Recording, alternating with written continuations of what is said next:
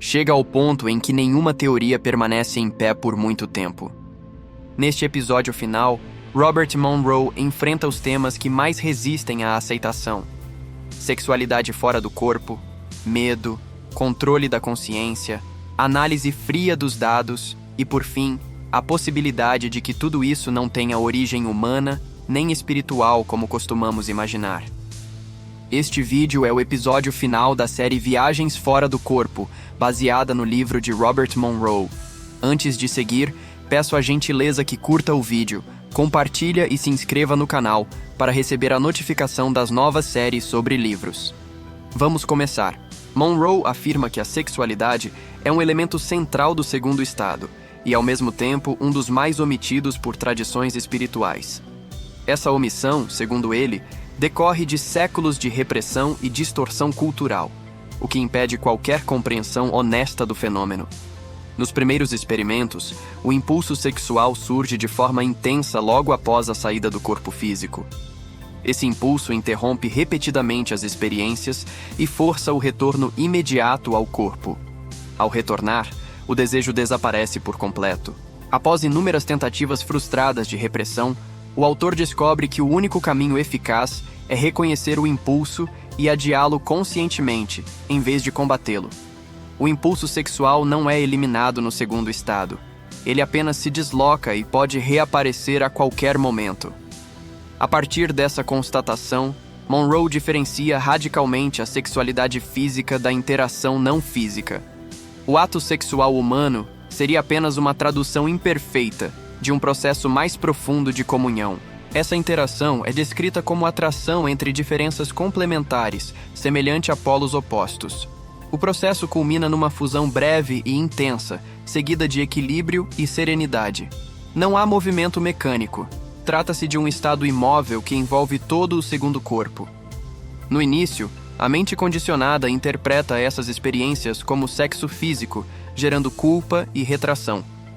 Com o tempo, o autor passa a considerar que o impulso sexual físico pode ser uma manifestação da mesma força fundamental que permite a dissociação do corpo físico. No segundo estado, não há distinção funcional entre macho e fêmea. A atração não depende de forma, aparência ou toque, mas de diferenças energéticas percebidas diretamente. Em certos níveis, essa interação é tão comum quanto um gesto social. O autor relata um episódio em que foi recebido por um grupo que utilizava esse tipo de interação como cumprimento casual. Ele questiona se se tratava de um costume local ou de uma tentativa de adaptação ao visitante. Monroe rejeita a explicação freudiana de fantasia por repressão, afirmando que ela evita enfrentar fenômenos não registrados. Apresenta um caso em que detalhes objetivos posteriores tornam difícil descartar a experiência como coincidência. O capítulo se encerra com uma conclusão clara. A sexualidade no segundo estado varia conforme o nível visitado. Julgamentos morais baseados no mundo físico não se aplicam. O impulso sexual pode tanto facilitar quanto bloquear a experiência. No segundo estado, ele não representa maldade, mas uma força natural que exige compreensão e domínio consciente. O autor afirma que a única forma de verificar a existência do segundo corpo é pela experiência direta. Não é questão de crença. Se fosse simples, seria comum. A maioria das experiências fora do corpo ocorre de modo espontâneo, durante sono, doença ou estresse. Aqui, a proposta é diferente: produzir o fenômeno de forma consciente, repetida e observável. Ele sustenta que o fenômeno é natural. Provavelmente todos se separam do corpo durante o sono. O incomum é manter consciência. Não encontrou danos fisiológicos associados às experiências, embora reconheça mudanças psicológicas profundas. Alerta que, uma vez iniciado o processo, não é possível fechá-lo completamente. A experiência entra em conflito com ciência, religião e padrões sociais, podendo gerar isolamento. O maior obstáculo é a barreira do medo. Ela se manifesta em 3 formas: medo da morte, pela semelhança entre separação e morrer; medo de não conseguir retornar ao corpo; e medo do desconhecido, de um ambiente sem regras claras. Esses medos não cedem à lógica, só diminuem com repetição. A superação ocorre quando a mente consciente passa a cooperar com a supermente, que opera naturalmente além do medo, sobretudo durante o sono. O treinamento começa com relaxamento profundo, físico e mental, sem pressa nem interrupções. O objetivo é atingir o estado fronteiriço entre vigília e sono, mantendo consciência contínua. Isso pode ser alcançado por auto-hipnose, meditação ou prática do sono fronteiriço. Drogas são desaconselhadas, pois distorcem a percepção e reduzem o controle. O passo crítico é o estado vibratório. Ele se manifesta como ondas intensas percorrendo o corpo.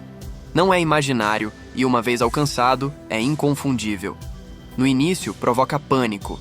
A instrução é simples: não reagir, observar.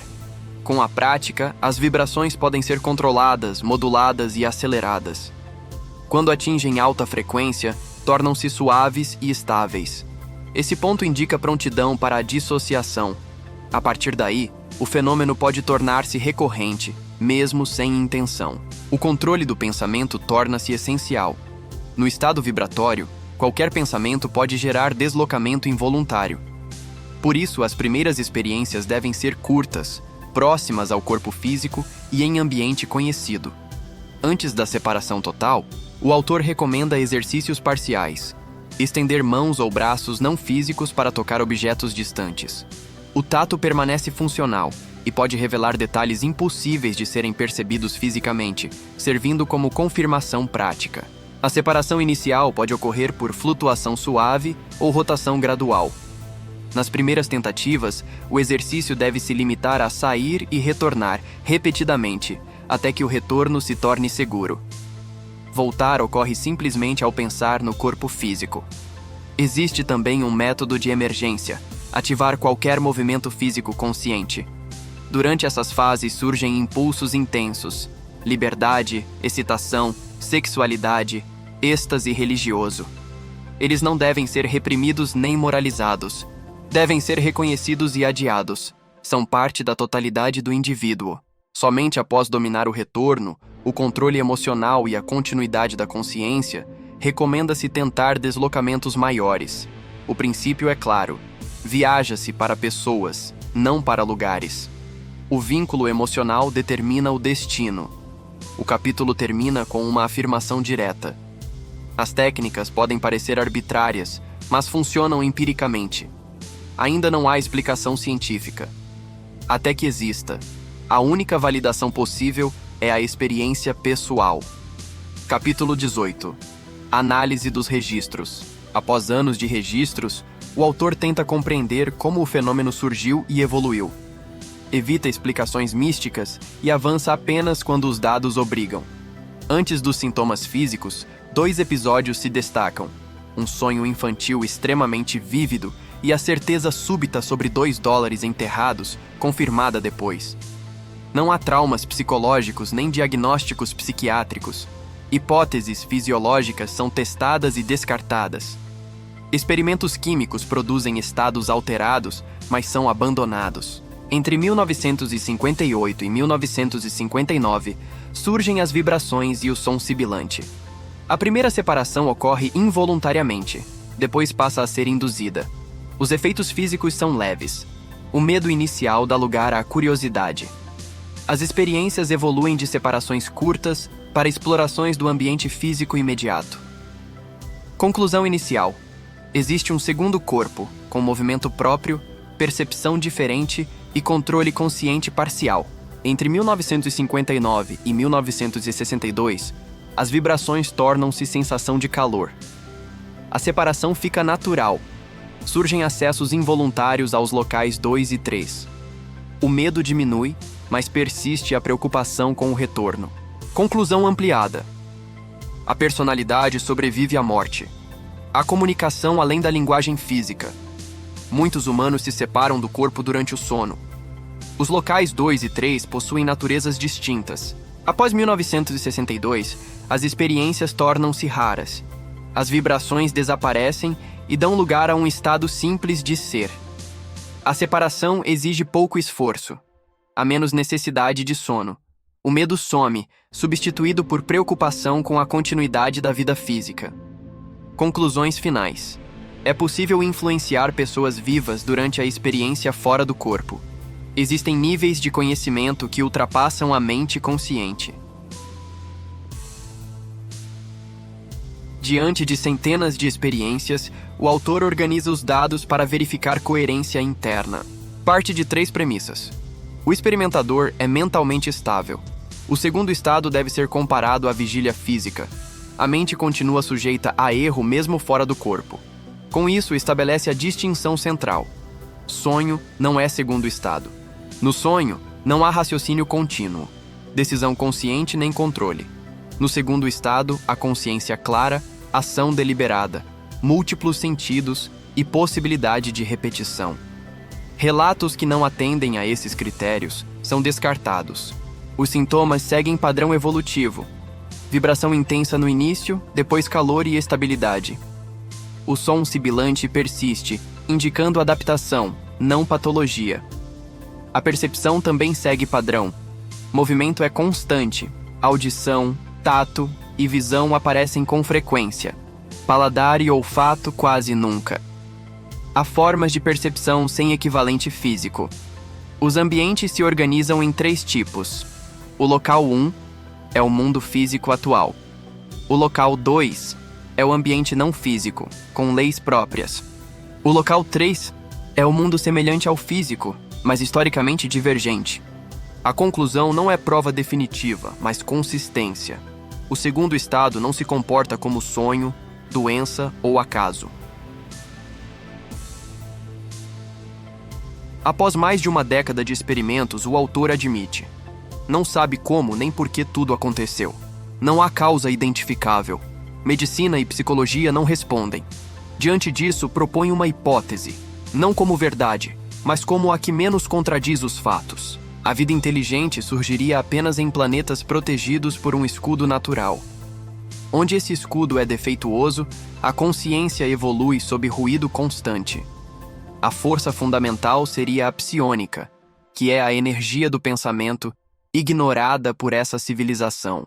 Tentativas de contato seriam mal interpretadas como manifestações divinas. Fragmentos de conhecimento surgiriam em indivíduos isolados, sempre distorcidos. A regra de não interferência impediria a ajuda direta, mesmo diante do risco de autodestruição. A hipótese culmina numa pergunta: e se a humanidade for essa civilização? Então surgem os registros finais. Uma força impessoal atravessa sua mente, examina, extrai, vai embora. Não há empatia, não há explicação. O resultado é a perda definitiva do Deus da infância. A inteligência por trás das experiências não é humana, é apenas maior. O capítulo termina sem resposta. O autor afirma que nada do livro nasceu de tradições antigas. Tudo foi vivido no século XX. Se for real, o estudo do segundo corpo representa uma ruptura histórica. Premissa 1. O ser humano não termina no corpo físico. Pensamento e emoção se estendem além do indivíduo e interagem continuamente. A telepatia seria apenas a forma consciente desse processo. Premissa 2. Quase todos se separam do corpo durante o sono. O raro é o controle consciente. Se isso for aceito, religiões, moralidade, medicina e psicologia seriam obrigadas a se transformar. Premissa 3. O segundo corpo opera por uma energia ainda desconhecida, relacionada à eletricidade, mas distinta dela. Campos elétricos interferem diretamente na experiência. Premissa 4. O local 2 é um domínio real, vasto, não material. A mente consciente não o compreende, mas níveis não conscientes parecem conhecê-lo. Premissa 5. Existe uma contradição fundamental. Toda vida busca sobreviver, mas os atos mais elevados exigem negar esse impulso. A experiência fora do corpo exige vencer o medo da morte. O capítulo encerra sem solução. Ignorar essa contradição é fechar uma porta. Enfrentá-la pode levar além do corpo, do tempo e da morte. Antes de encerrar, deixo a pergunta: o que mais te fez refletir neste episódio? Deixa suas reflexões nos comentários. A série Viagens Fora do Corpo termina aqui. Nos próximos vídeos, seguimos explorando livros que provocam perguntas, não respostas fáceis. Se este resumo te ajudou a compreender o livro e a refletir sobre as ideias apresentadas, curta o vídeo. Isso indica ao algoritmo que esse tipo de conteúdo merece continuar sendo entregue. Compartilhe com quem gosta de livros, mas não tem tempo de ler tudo. E se inscreva no canal para acompanhar as próximas séries de resumos, sempre focadas em conhecimento e reflexão.